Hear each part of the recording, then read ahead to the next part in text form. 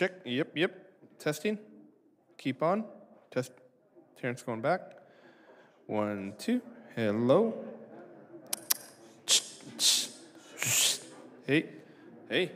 Thank you. Testing. 1, 2, 3, 4. Joe looks a little sick up there. I'm good. A little purpley.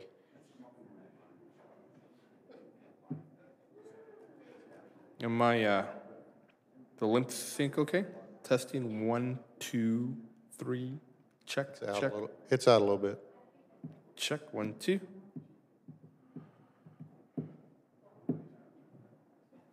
Yep. Test. 1. Looks good.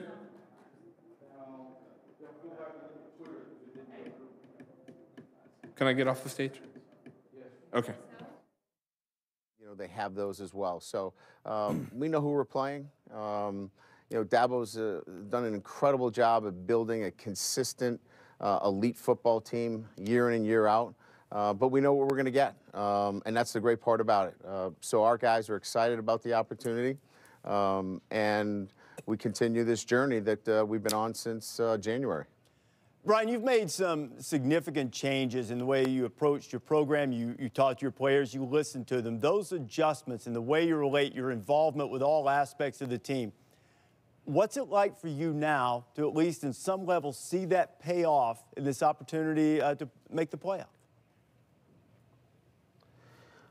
Well, you know, we're 22-3 in our last 25 games. So this has been, you know, 2 years of sticking to a process and a plan that, anybody in business or a CEO, when they needed to make a pivot or an adjustment, to their company and wanted to see that come together, I'm seeing it come together in a positive way. So we had to make some adjustments, certainly, and those are never easy. They're hard.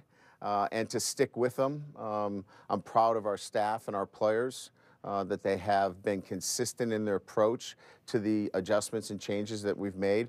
But the one thing that we've done is that we've stuck to the mission. That's to graduate all of our players and to win a national championship, and that hasn't changed.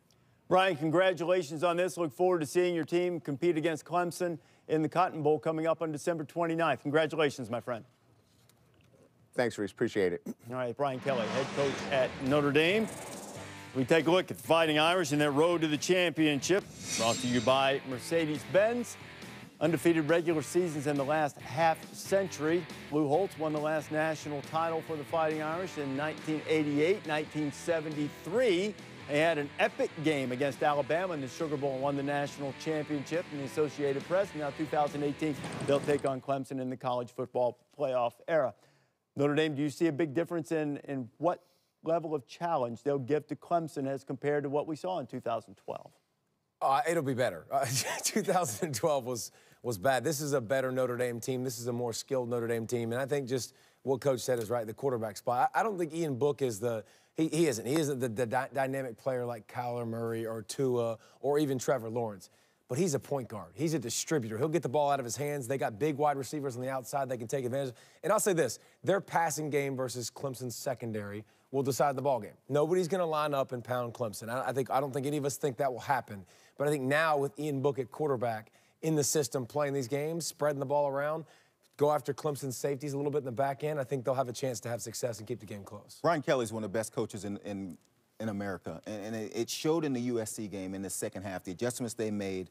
And every time I've watched this Clemson defense, as outstanding as they are, at times they lose the running back out of the backfield. One of the adjustments that Notre Dame made against USC, throwing the ball to Dexter Williams out of the backfield. USC brought a blitz, they hit the back of the backfield, down the sideline for a huge score. And so this matchup gets interesting to me because this Clemson defense, as outstanding as they are up front, they like to blitz. And so they'll bring blitzes from different places. The attack of Notre Dame and getting the ball to their backs out of the backfield, not just running it, but throwing it to them, is going to be an interesting wrinkle in this game to see who can win that matchup. I've had both these teams quite a bit this year, and I think the personality of the two teams fit. I think it's going to be a good battle. I think Ian Book is the wild card to me because what Joey's bringing up as far as the style of offense that Notre Dame plays, if you have a quarterback that can buy a little bit of time, because Clemson does take risks, it does leave their safeties one-on-one and at times leaves their corners one-on-one. David brings up the taller wide receivers from Notre Dame, Chase Poole and Boykin. Those are matchup nightmares. The big tight end Mack is a tough matchup. So I think, can they contain Ian Book?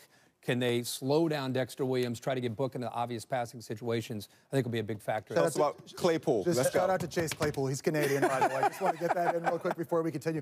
Joe, you were talking about Brian Kelly, and I think he's one of the best coaches in America. And I think oftentimes the evaluation for head coaches isn't just wins and losses or championships or recruiting. I think it's how you manage your staff. Rewind 2 years ago when Notre Dame goes 4-8, and a lot of people thought Brian Kelly should be fired at Notre Dame. He completely overhauls his coaching staff. New offensive coordinator. Redefined himself, too. Defensive coordinator, special teams coach, strength coach. He starts doing yoga. And all of a sudden, this team wins 10 games. This past year, he loses Mike Elko as defensive coordinator at Texas A&M. Clark Lee takes over, and this defense is still great. So kudos to Brian Kelly for not just managing his team and the recruiting, getting this team ready to play week in, week out and go 12-0, but the decisions he made to himself personally, but I think also more importantly to his staff 2 seasons ago, really set himself up for this playoff run. You know, I had an assistant coach who talked to him about a position on his staff and ultimately chose not to be a part of that because he felt like Brian Kelly was at the end of the run, close to the end of the run. Now, it worked out okay for this coach, but I think the change in perception is valid. Clearly, that coach did not know about the yoga, though. Maybe downward dog and difference. Modern Warrior 2, brutal. We say that, but remember the red face and I mean he was in your face, as intense, as vulgar as you could possibly be. And he's done a great job. That takes pride. That takes a level of commitment to do that. We're in the 5th year of the college football playoff era. The #1 seed has never won the national championship. Alabama has made every college football playoff. Well, quarterback controversy early, at least quarterback competition might be better, as Tua Tagovailoa took over for Jalen Hurts and had the most prolific season in the history of Alabama quarterbacks, single-season record for touchdown passes in the race for the Heisman Trophy. Alabama become the highest-scoring team in SEC history, and they outscored SEC opponents by 261 in the regular season, and then had the epic comeback against Georgia to win the SEC and to move back into the college football playoff. As we take a look at the plan to play, brought to you by Northwestern Mutual, and we're pleased to be joined by the head coach of the Crimson Tide, and Nick Saban. Nick, it was quite a comeback for your team yesterday, and you could sense the emotion from you afterwards. What made you so emotional about seeing Jalen Hurts have that opportunity and then come through? Well, it's really kind of unprecedented in college football for a guy to go win 26 games and then not have his job anymore. He's done so much for this program. I think he's handled things with such high character and class in the way he's supported his teammates this year. It was great to see him get an opportunity, even though Tua has been one of the best players in college football all year long. It was great for Jalen to take advantage of the moment, and he did a fabulous job when he got the opportunity to get in there those last 2 drives. And what do we know about Tua's injury right now, where that stands? Right, well, we did an MRI this morning. He has a high ankle sprain. The way we've treated those here, and we think Dr. Andrews and Dr. Kane do a really good job with our players, is, to scope those things, and it helps the healing process. Most of the guys that have had this done, it's about a 2-week deal. So, hopefully by the time we start practicing again, Tua will be, back on the field and ready to go. You had this matchup against Oklahoma, and like your offense, they too have been among the most dynamic offenses in the country. I think many would say that your 2 offenses have been the 2 best. How much have you seen of Oklahoma and Kyler Murray in this offense? Well, I haven't seen a lot, but I've heard a lot, and I did watch a little of the game yesterday before we went to our game, and they're pretty dynamic group. They've got a lot of weapons. They make a lot of explosive plays. We played against him a little bit when he was at A&M, and he is a very dynamic guy in terms of his athletic ability, his quickness, his ability to make plays with his feet, and he's turned into a really, really efficient passer who has good skill guys to make good plays to go along with the rest of their weapons. Coach, I'm just curious, the story about Jalen it's almost a Hollywood script. What did you say, if anything? I know things happen very quickly when he went out, or maybe after. Was there an exchange with you and him about the moment before or after that you'll always remember? Well, you know, what I said to him when we went out on the field, I said, this is your time now. All right, this is what we've talked about all year long, that this may happen at some point in time, and you're going to have the opportunity. That's why we've played you a lot to get you ready for this. This is why you worked all year to improve, and Jalen has improved a tremendous amount this year. So it was great for me to see. You know, I love both of these guys. They've done great things for our program, and you know, I hated that Tua got hurt in the game, but it was very, very emotional for me to see Jalen have the opportunity and take advantage of it, and our team and our fans respond to him in a positive way.